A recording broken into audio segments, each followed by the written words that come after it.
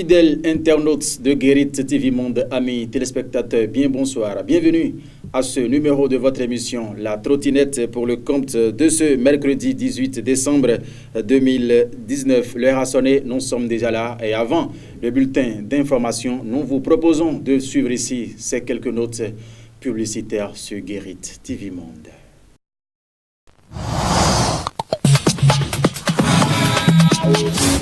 La clinique Saint-Nicolas porte à la connaissance de ses patients du Bénin et de l'étranger en particulier que sa prochaine mission annuelle en PMA, procréation médicalement assistée, sera dirigée par une équipe belge pour compter du 16 décembre 2019. Cette mission s'occupera de la FIV, fécondation in vitro, ICSI, injection intracytoplasmique de spermatozoïdes. Pour une bonne prise en charge, nous invitons tous les couples déjà inscrits à compléter leur dossier. Pour tout renseignement, appelez le numéro suivant 98 62 95 40 ou le 95 96 72 97. Nota bene, la clinique est à 100 mètres de la Sonicogue à Agbokou dans la ville de Porto Novo.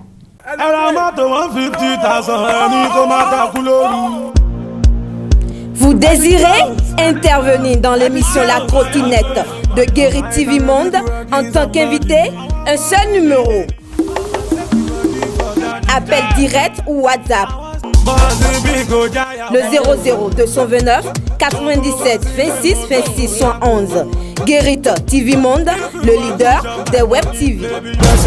L'organisation béninoise de la médecine intégrative du docteur Honoré Faton se veut davantage proche de ces populations. Pour ce faire, un showroom est désormais ouvert à Cotonou. Besoin de ces services? Appelez tout de suite le 00229 66 15 97 13 pour être servi comme vous le souhaitez. Pour immortaliser vos moments de joie, anniversaire, mariage, baptême, etc., plus de soucis à vous faire. Contactez simplement le service commercial de votre Web TV qui vous propose des coûts très abordables. Contact et WhatsApp Bénin 00229 97 26 26 71. Vous êtes au Togo. Puis à noter le 00228 93 95 81 05. Et pour vous qui êtes en Côte d'Ivoire, le numéro à contacter est le 00225 65 30 57 50. Guérit TV Monde, le leader des Web TV. Pour ne rater aucune actualité relayée sur Guérit TV Monde, c'est simple et facile. Abonnez-vous à notre compte YouTube en tapant Guérit TV Monde. Guérit TV Monde, le leader des Web TV.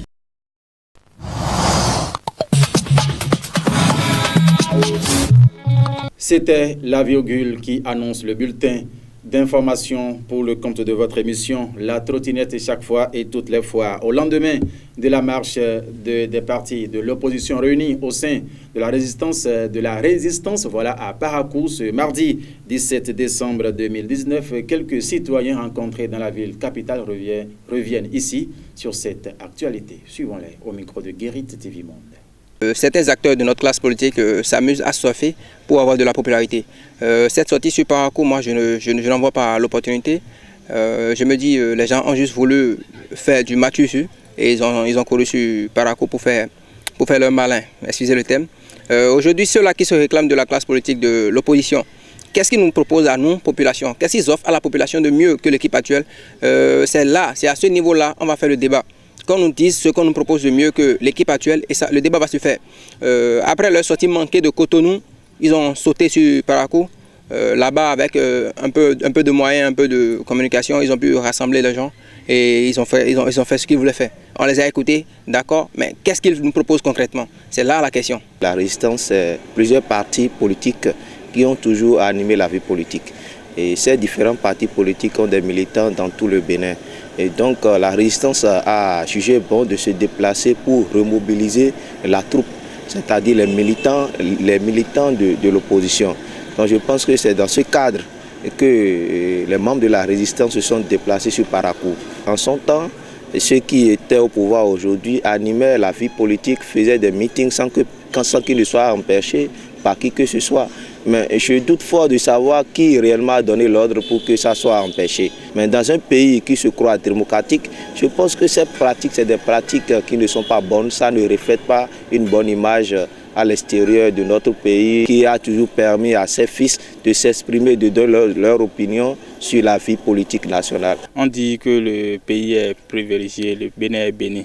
Le Seigneur fait toujours par les hommes. J'ai apprécié surtout ce qui s'est passé hier à Parakou. Et tout était dans l'ordre. Il y avait du calme et ils se sont exprimés à la population, à la nation béninoise. Et je félicite encore une fois le président Talon pour ça. Par rapport à la sortie de l'opposition hier, cette sortie montre en réalité que la démocratie béninoise est vraiment en marche. Parce que, qu'ils vous souviennent, cette sortie avait été interdite. L'accès au lieu de cette sortie précédemment choisie était interdit. Mais l'opposition a su trouver la meilleure formule cette fois-ci pour faire passer son message sans désordre, sans bruit. Je pense que si l'opposition pouvait toutefois faire recours à ce moyen pacifique de gestion des crises, je pense que le Bénin serait toujours en de bon état. Autre élément dans ce bulletin d'information, c'est bien sûr l'évolution des travaux d'asphaltage dans la ville capitale. C'est un chantier que dirige des mains de maître le groupe OFMAS, dont le président est Mathurin Deschacus. L'honorable David Biokou apporte ici quelques appréciations par rapport à ces travaux qui évoluent à bon escient. La ville de Porto-Novo change de visage, c'est la volonté politique d'une personne. Je vous le dis en toute légitimité, en toute légalité. Pourquoi? C'est parce que le gouvernement actuel, et en sa tête le président Patrice Guillaume Talon en a décidé. Vous avez vu, cette ville, depuis notre naissance, n'a pas changé jusqu'en 2016. En dehors du tronçon du cinquantenaire et du pont, en passant par la résidence du feu Akpiti, président Akpiti, jusqu'à Diassens, c'est tout ce qu'on avait.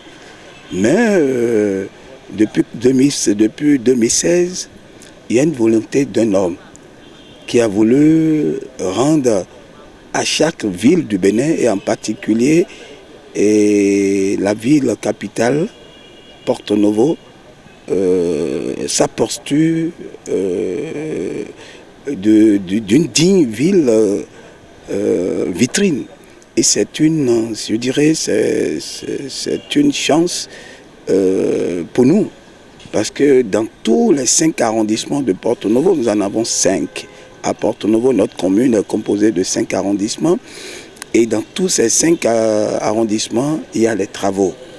Les travaux, et c'est des kilomètres. Ce n'est pas des petits tronçons. C'est énorme. Et ça va être livré d'ici août 2020. Non, il est au-delà à remercier.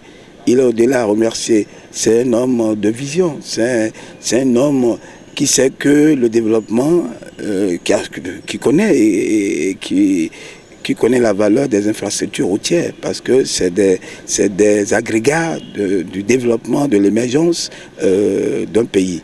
Et nous le remercions sincèrement, et surtout en tant que député du Bénin et de cette ville, parce que ce qui se fait à Porto-Novo se fait dans toutes les 77 villes, hein, dans toutes les 77 communes du Bénin.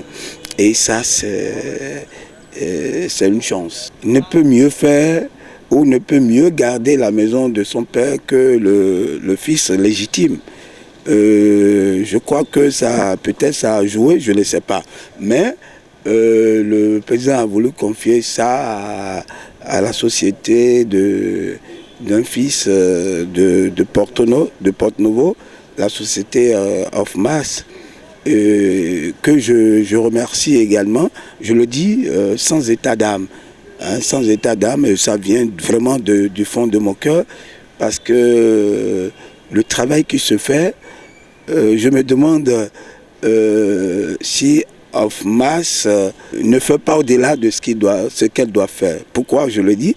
Parce que quand on regarde les perceurs, je ne suis pas des travaux publics, mais quand vous regardez les perceurs de nos voies aujourd'hui, mais tu te demandes si c'est des titans, c'est fait pour des titans, pour des gros camions, parce que je trouve que ça ne peut que rendre nos voies solides. Et au passage, nous remercions le OFMAS, toute l'équipe qui travaille sur Porto Novo, les expatriés comme les Béninois qui œuvrent tous les jours pour la réussite de ces travaux, parce qu'ils travaillent de jour et de nuit.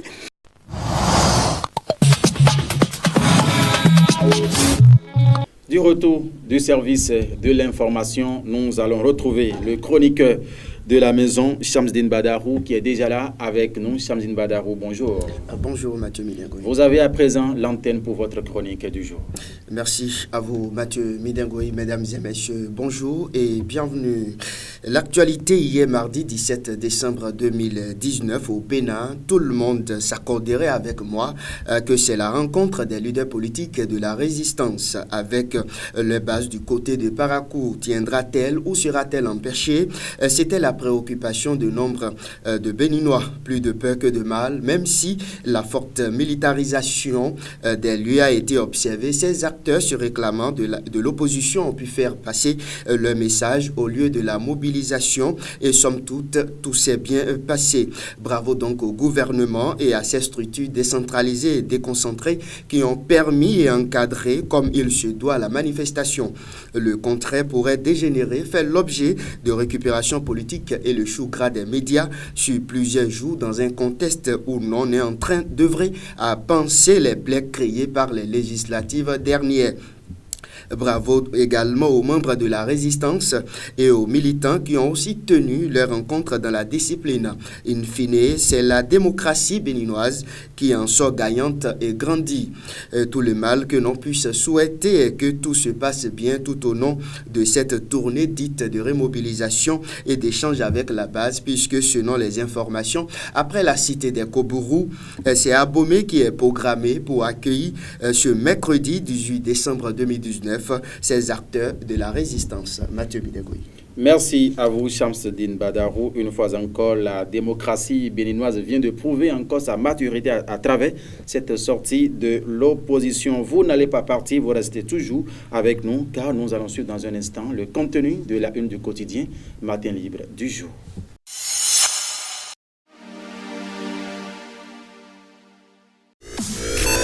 Pour ne rater aucune actualité relayée sur Guérit TV Monde, c'est simple et facile. Abonnez-vous à notre compte YouTube en tapant Guérit TV Monde. Guérit TV Monde, le leader des Web TV. Nous vous retrouvons à nouveau, Shamsdine Badarou, mais cette fois-ci, c'est pour nous présenter le contenu de la une du quotidien Matin Libre parvenu à notre rédaction. Exactement, Mathieu Midengoy, sortie réussie de la résistance hier, la vraie rentrée politique de l'opposition, titre en manchette, le seul quotidien béninois immédiatement disponible dans les kiosques à Cotonou et à Parakou pour le journal. C'est un 2AV pour Nkpa et compagnie. Parakou choisit son vrai maître. Mardi 10 décembre dernier à Cotonou, la résistance n'a pu accéder à la salle Majestic pour s'entretenir avec ses militants et ses partisans, rapporte Matin Libre. Malgré les tenants de l'opposition pu prononcer le discours devant la salle censée les accueillir, l'événement n'a plus connu la même faveur. L'impossibilité d'accéder à la salle a été pour l'opposition, qu'on le veuille ou non, une trouble fête. Hier à Parakou, la situation était similaire. La résistance n'a pu accéder aux locaux du Bac Club Les Titans. Un important dispositif policier les a contraints à rester devant le local pour livrer leur message. Mais contrairement à Cotonou, la rencontre a été un succès, ceci du fait de la présence massive des populations qui ont bravé le dispositif policier pour aller écouter le message de Guy Mitopé, Nourenou Achadé, Eric Ondete, Léon Basile Rossi, Alassane Tigri, René Bagoudou et autres. Mairie de Cotonou, y'en ont fond sur les chantiers d'asphaltage. Après la descente effectuée à Akpakpa en août dernier sur les chantiers du projet asphaltage, le maire de la ville de Cotonou, Isidore Yononfou, était à nouveau sur le terrain ce lundi 16 décembre 2019, rapporte le journal. On poursuit toujours cette rubrique sur Guérit TV Monde. Trafic et commerce de stupéfiants. 99 kg de chanvre indien saisis à Agoué. Nouvel espoir des éléments de la police républicaine. Elle a procédé mercredi dernier à la saisie de 99 kg de chanvre indien à Agoué. L'opération a été menée par les éléments du commissariat de l'arrondissement d'Agoué. De sources policières, il s'agit d'une opération menée en pleine patrouille. Les deux individus portant les colis ont dû prendre la clé des champs à la vue des flics républicains abandonnant leurs marchandises. Des marchandises récupérées par la police et dont le contrôle a permis d'identifier 178 petits emballages de chanvre indien de 99 kg. Enregistrement des naissances. Un cas d'enfant invisible selon l'UNICEF. Dans une publication en date du 11 décembre 2019, l'UNICEF constate que malgré un enregistrement des naissances en nette hausse, un cas des enfants du monde reste invisible. Si la proportion des naissances enregistrées a progressé de près de 20% sur les 10 dernières années, 166 millions d'enfants de moins de 5 ans n'ont jamais été déclarés officiellement, renseigne l'UNICEF et rapporté par Martin Libre. Et puis enfin, ceux qui ont fait 2019 dans les kiosques ce vendredi annoncent un matin libre. Prenez donc le rendez-vous, mesdames et messieurs. Merci à vous et à demain. Mathieu Bidegoui. Merci à vous, Samsedine Badarou, fidèle internaute de Guérit TV Monde. Ainsi prend fin aussi cette émission La Trottinette et pour le compte de ce jour. Merci infiniment de nous avoir suivis. Rendez-vous, c'est encore demain pour un autre numéro. Portez-vous bien et excellente soirée, sinon bel après-midi à chacun et à tous. Au revoir.